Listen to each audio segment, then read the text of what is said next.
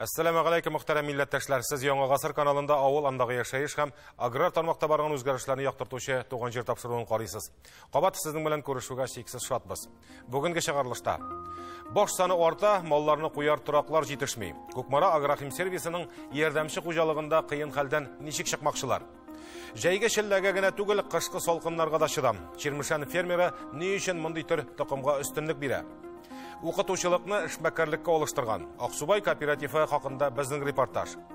Җиңел генә фермер булып китү мөмкинме? Фермерлар мәктәбе ачылышында әлеге сорауга да җавап таптылар. Бүгенге тапшыруның төп темалары әнә шулар.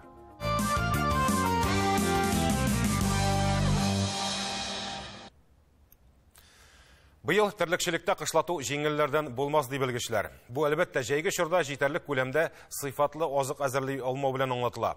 Әле ярый 2010 ел биргән сабактан соң хуҗалыклар аны ел ярымга җитәрлек итеп әзерли башлады. Быел узган елга запаслар бик тә ярап куячак.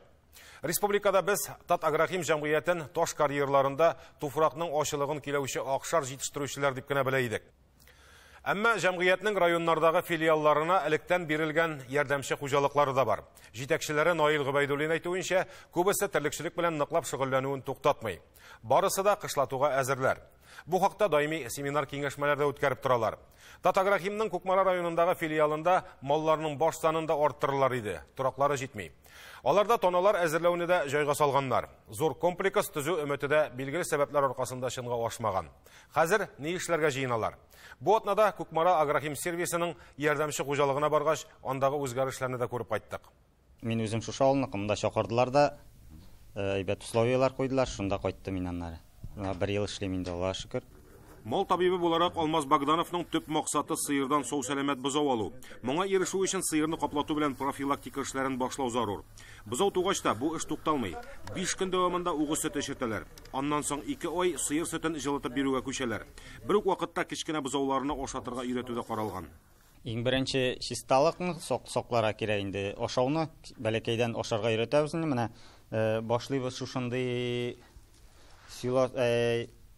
солы кукуруздан 2 ай ашатабыз, кампикорма ашатабыз, авызларны каптырып өйрәтәбез бөтенсен, үзебез дә өйрәтәбез, үзебез җитешмәгәндә күбрәк бозау караучылар монда бит инде, алар эшли инде. Иң мөһиме яшьтерлекне югышлы авырулардан саклау. Моның өчен төрле вакциналар кодала. Бераз үсү белән аларның мөгезләрен яндыру каралган. Тона бозау булса, койрыкларын да кыскарталар. Анысы шулай ук чисталык чыганагы. Бу эшләр бозауларны юклатып башкарыла. Мондый ысул белән эшләүе дә уңайлы, яшьтерлек стресста кичерми кала ди алмас. Күбрәк травма опасный инде. Мөгезле сыер үзендә теге увереннырак та ул, мөгезен алсаң барыбер тынычрак тора инде ул. Үлем китем җәй көне бөтенләй булмады дисәк була. Бүтән айларда 1% тирәсе булгалы инде. Бик күп түгел. Төркемнәргә тупланган бозаулар үсә барган саен икенче торакларга күчерелә. Соңгы елларда Үрәсбаш фермаларында аларны бәйсез асрау усулы куллана башлаганнар. Тона бозаулар ачык һавада яхшырак үсеш бирә ди зоотехниклары. Хәтта 40 градуслы салкыннарда да шушы түбә астында кыш чыкканнар. Алдында ашарына булса, җылы суы килеп торса, терлеккә шул җитә дә инде. Салкыннан ышыкланыр урыннары бар. Без инде хәзер 14 айдан коплатабыз инде без аларны. Привезлар әйбәт алабыз. Без привезгә инде без бер елдан артык без привеза. Беспривезное содержание, конечно, да лучше. И менә безнең хәзер навислар бар монда име. Монда менә яңа ангар ясадылар. Шунда кыш чыгалар инде, нормаль әйбәт. Бу тоналар Венгриядән кайтарылган сыерлардан туган 4нче буын маллар. Биредәге 140 баш каплатылган тона озакламый төп сыер көтүенә кушылачак. Сөт артуның да бер сәбәбе шушы тоналардадыр мөгаен. Тырышабыз инде, Аллага шөкер, сөтләр артты хәзер. 50,200 генә савадыр, хәзер 2472 литр булды инде, Аллага шөкер, сөт бик күп артты хәзер, Аллага шөкер. Аллага шөкер, ашаулар җитәрлек. Әле ашау киреп җитмәде бит, яңадан керә, әле кичкә ашатырга ашаулар керә. Ашаулар җитә, Аллага шөкер. Бик күп силустар салдылар. Күп ашау, Аллага шөкер. Җитәкчеләребезгә рәхмәт. Ашауларны күп җиткерәләр, салалар ашауны. Күкмара агрохим сервисының ярдәмче хуҗалыгында хәзерге азык әзерләү цехын 4 ел элек төзеп куйганнар. Дөрес, ул вакытта алар аны стационар дип кенә йөрткәннәр. Шулай да азык әзерләүдә бу усулны куллануның нәтиҗәсен күптән күрә башлаганнар инде. Кыскасы, азык артып калмый, сөт арта. Рационны күп сөтле сыерларга 35 литр бирерлек итеп төзиләр. Иртә белән менә остатоклар где-то 5-6% кала. Почти ровно. Мына булар полностью тук име битенесе. Мына сагат 1-дә уже ашау керә. Икенче тапкыр. Ну, без по весам смотрим, ровно кертәбез инде ашауны. Яшерин батырын түгел, бүген тірлекчелекне табышлы түгел диюче җитәкчеләр дә бар. Ә монда чын итеп эшләгәндә авыл хуҗалыгының һәр тармагыннан табыш алырга мөмкин икәнен исбат итәләр. Буламы дигәндә була, менә санап карадык әле генә 290 сум безнең инде сөйләшәбез рацион бүгенге көндә менә бу зур савым сыерларның ашатуы без алардан алабыз 650 сум тирәсе акча кертәбез инде. Бу инде яхшы әйбер 40-45%-тан ким булса инде, бу инде яхшы прибыльгә шәп була дигән сүз. Ну әле мин әйтә алмыйм, без гел шулай теге зур прибыль белән эшлибез дип, менә соңгы 1-2 ай эчендә әзрәк бияләр күтәрелде, аны бик түбән чакларда булды инде. Азык бияләре дә тик тормый, июль айларында шуратлар 36 сумга менеп җиткән иде инде килограммы, 41 сумга алды, 39-41 сумнарга алдык. Менә хәзер инде Аллаһка шөкер бүгенге көндә 30-28 сумга шундый чыдап була. Сөткә, терлек азыгына хөкүмәт субсидияләре дә килеп җитсә, кышлатуны әйбәт кенә үткәрәчәкбез диләр биредә. Тик менә сыерларның баш санын арттыру өчен тоналары да бар, урыннары гына җитми. Сыерларга урыннар җитми. Истәмәләрне ясадылар бөтен фермерлар. Урыннар җитми малларга. Дөрес, яңа комплекс төзергә ымсынып караганнар. Төзелеш өчен кредитлар ала алмау, төзелеш башлаган корылмаларга рөхсәт булмау күңелләрен төшергән. Монысын бюрократик киртәләр дип аңларга кирәк. Әмма сыер санын арттыру теләге хуҗалык җитәкчесен башка ысулны кулланырга этәргән.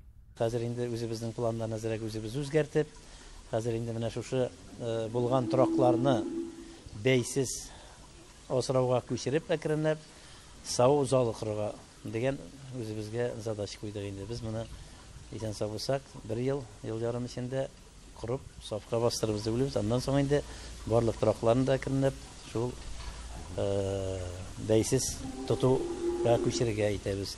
Һәм ул сау залы барлык тораклар белән тоташтырылачак. Гомумән, Валерий Федоровны электән новатор, яңалыкка омтылучы дип беләләр республикада. Ул яңа сорт бәрәңгеләр дә үстереп таратты. Каркассыз ангарлар да төзи. Яшь бозаулар өчен чит илдә эшләнгән сөт таксиларында эшләп күрсәтте. Эксперименталь сортта бүген 6 кеше эшли. Но күп булмаса да инде үзебезнең район, Күршит район лары өчен инде әйтеп торам инде, бүгенге көнгә хәтле без 110 дәнә молочный такси ясаганбыз. 124 тиделәр җегетләр бер көнне инде размараж ясаганбыз. Бу инде тоже үзенә күрә яңалык. Бу тирәдәләр бер кеше ясамаган иде размараж ителәр. Бу инде бузаулардан чын мәгънәсендә яхшы иттереп үсеш алу өчен кирәк бу әйбер. Угыз сөтен 4 сәгать эчендә 2 сәгать эчендә дә җитмәсәң туганнан соң аның аннар мәгънәсе калмый инде. Без инде аны бик каты доказа итеп, шушы әйберне ясап, Аллаһка шөкер бүгенге көндә Татарстанга түгел, бу әйберне Башкириядән шактый алалар, Перемнәр килеп алып киттеләр, менә Кировлар ала, шулай итеп әкрен генә эшләп ятабыз. Иң беренче республикада борай үстерә башлаган кеше дә әле ул. Бу кәсепне бүген дә ташламыйлар. Быел борайны 300 гектарда иккәннәр. Хәзер цех бөртекне эшкәртү эшенә керешкән. Биредә нибары 2 кеше хезмәт куя. Ә сезонга шушы тармак 12 миллион сум акча керткәнендә исәпкә алсак, файдасыз дияргә теләйләнми. Тиздән кибетләрдә борай кабыгыннан тегелгән мендәрләр күрсәгез, бер үк аптырамагыз. Кукмара агрохим сервисы теккән мендәрләр булыралар. Гомумән, тірлекчелектә җитештерүне арттырып, заманадан калышмый атлыйм дисәң, даими яңалыклар кертеп торырга мәҗбүрсең. Бу кагыйдә эре хуҗалыкларга гына түгел, фермерларга да кагыла. Олы йортка ни кирәк, кеше йортка шул кирәк диләр. Әмма һәрберсенең үзенә генә хас эшләү алымнары бар. Берәүләр алдынгы технологияләрдән калышмаса, икенчеләре иң яхшы тукымнарга өстенлек бирергә тырыша. Ширмешән районы Карамыш авылында яшәүче фермер Дамир Гатин нәкъ менә шундыйлардан. Иң яхшы тукымлы үгезләр дә, сөтне күп бирүче сыерлар да аның хуҗалыгында. Мондый зур ферма белән идарә итүнең үзенчәлекле алымнарын Рузилә Фаттахова белешеп кайтты. Әлеге ферма урынында элек чүбүләне үсеп утыручы ташландык кыр булган. Инде 10 елдан артык Дамир Гатин бар көченә шушы хуҗалыкны торгызу үстендә эшли. Ел сайын маллар өчен яңа бер корылма баш калкыта, булганнары да әкренләп төзекләндерелә. Бәйинге секендә инде 213 баш нигә терлеккә еттек санына, һәм инде 18 баш атка. Вот. Күргәнебезчә инде кардалар трубалар белән тотылып алынган. Һәм инде монда бик күп кеч куелды. Финанс ягыннан да инде складлар ремонтланып, фирмалар ремонтланып. Рәхмәт Минсельхозга. Мин инде өлгердем грантларга. Ул вакытта ферма ремонтына шул акчаларны алып, бәйге секендә эч корпус ремонтланды. Элек токымлы үгезләр үрчетү белән генә шөгыльләнгән булса, быел тоналар да алырга карар кыла Дамир. Маллар арасында күбесенчә ак башлы казак һәм галштин токымнары өстенлек итә, һәм юкка гына түгел. Мисал өчен, ак башлы казак сыерларының төп үзенчәлекләреннән сөтенең майлылыгы һәм итенең югары сыйфатлы булуы кызыктыра. Өстәвенә әле мондый сыерлар салкыннарга да бик чыдам. Казакстан далаларында туры китереп чыгарылган токым булганга, иркен кырда йөрү алар өчен аеруча мөһим. Шуңа да терлекнең бер өлеше кардылар эчендә булса, икенчеләре исә көтүлектә. Они идут спокойно, едят. Сыерларны көтү бер дә авыр түгел, барысы бергә якынча 105 баш тәшкил итә. Әлеге көтүлектә 70 баш мал бар. Гади безнең як сыерлары белән чагыштырганда алар бик тыныч, уңайлы, әллә кая чабып китмиләр. Алар артыннан артыгын куарга да кирәк түгел, үзләре йөри. Быелгы сезон хуҗалык өчен күп кенә яңалык һәм үзгәрешләргә аеруча бай булган. Җәйге корылыкның да тәэсире әзме-күпме сизелә.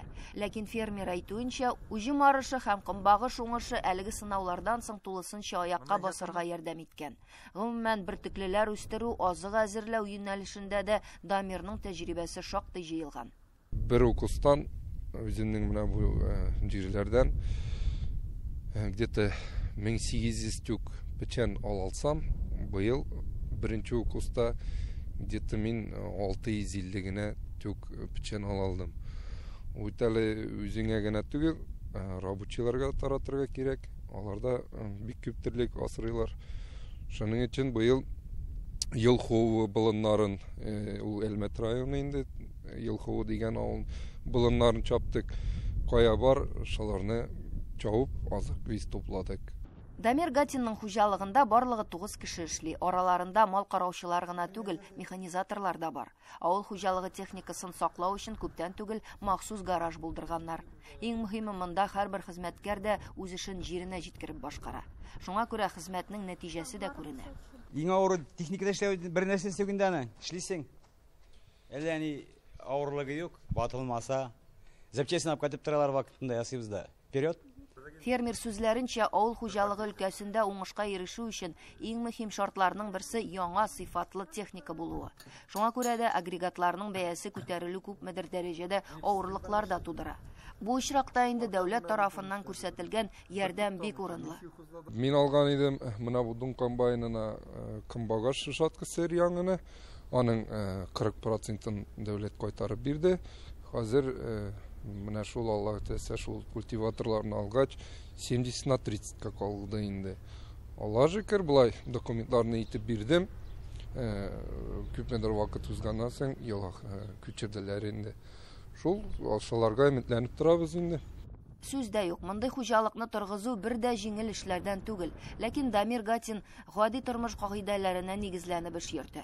Аның өчен уңышка ирешүдә иң мөһиме, нинди генә эшкә алынсаң да, әйткән сүзеңдә тора белү.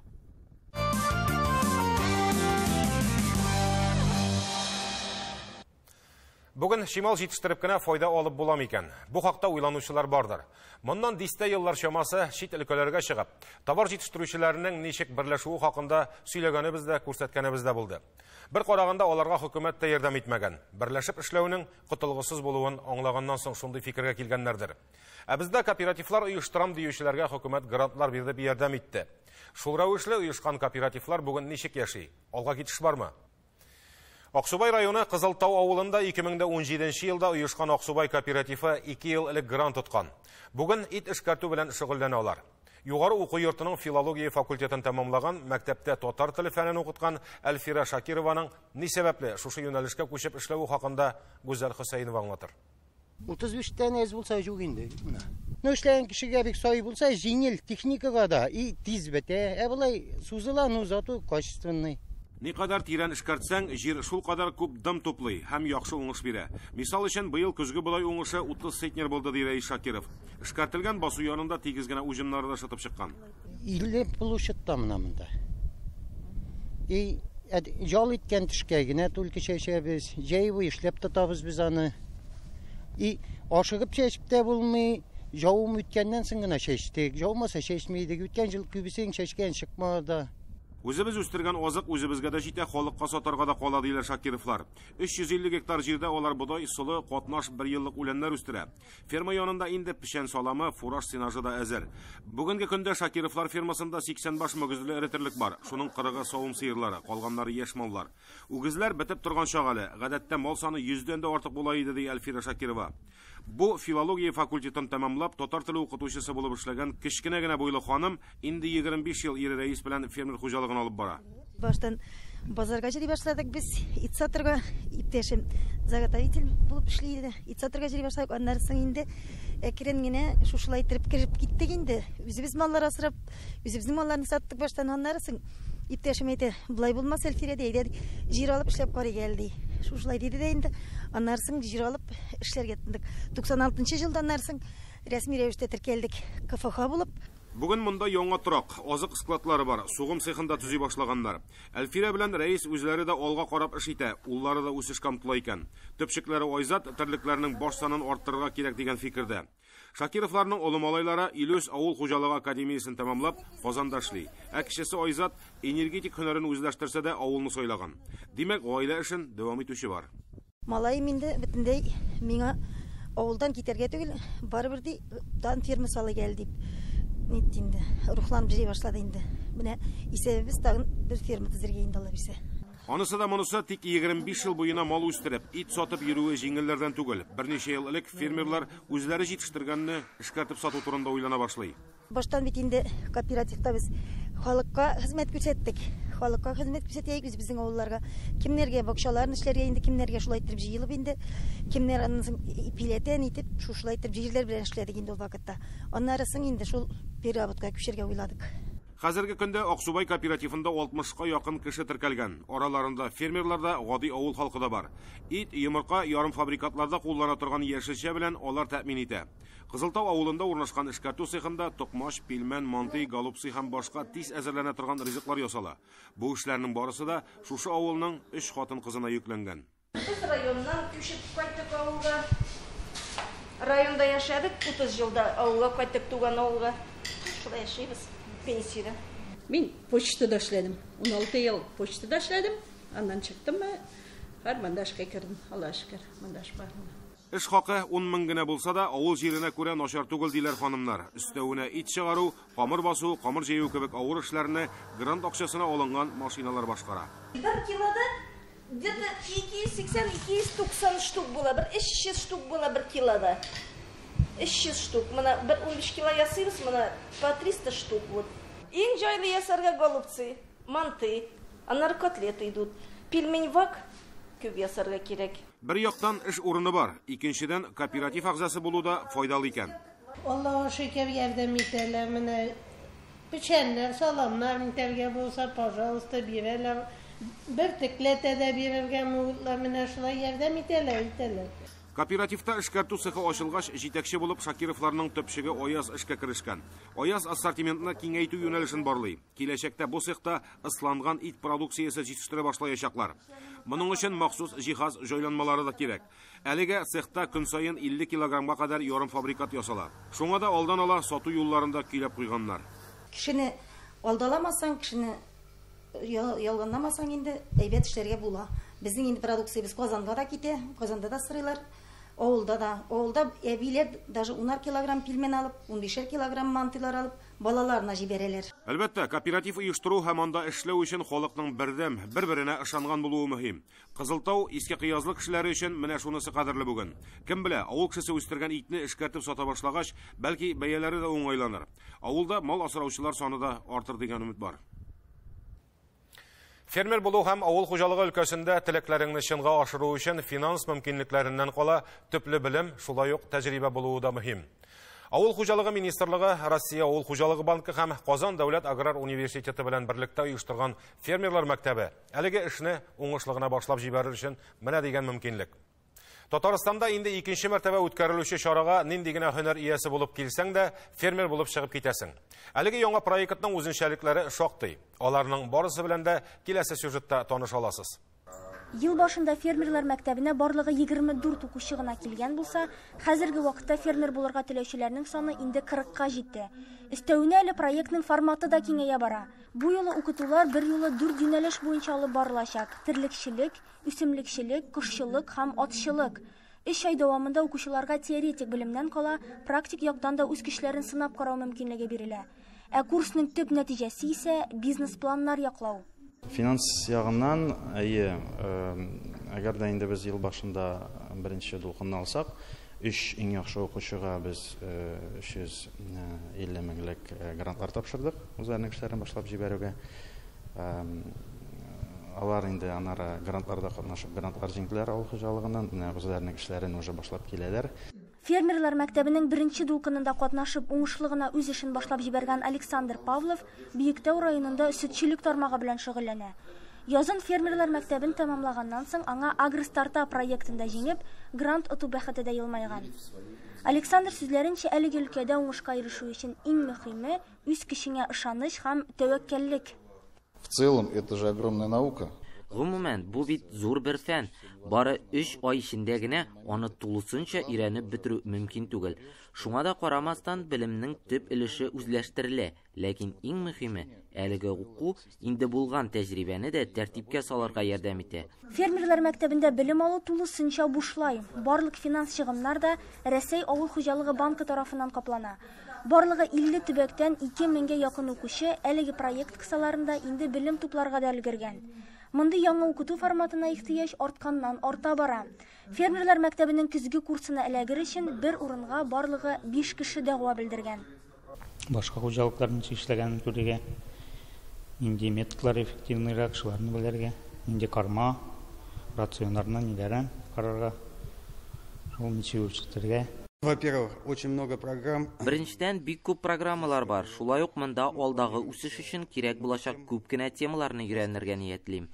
Сорауларым аз түгел, чөнки мин инде кайбер программаларда да катнашып карадым, кооператив оештырдым. Ләкин төп эшкә кадәр барып җитеп булмады әле. Төгәл максатлар буенча бик күп сораулар бар.